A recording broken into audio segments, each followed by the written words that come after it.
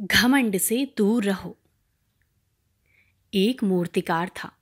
वो मूर्तियां बनाता और बाजार में बेचता था। उसने अपने बेटे को भी मूर्तिकला ही सिखाई।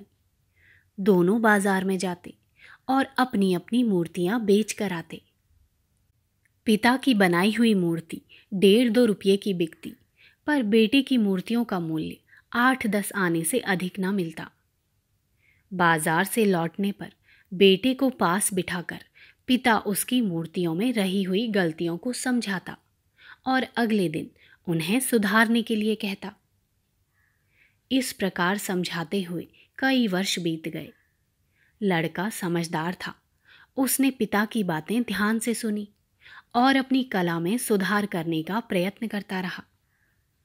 कुछ समय के बाद लड़के की मूर्तियां भी 1.5 रुपये की बिकने लगी। पिता अब भी उसी तरह समझाता और मूर्तियों में रहने वाले दोषों की ओर उसका ध्यान खींचता।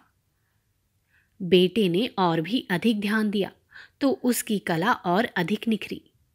अब उसकी मूर्तियां 5-5 रुपये की बिकने लगी।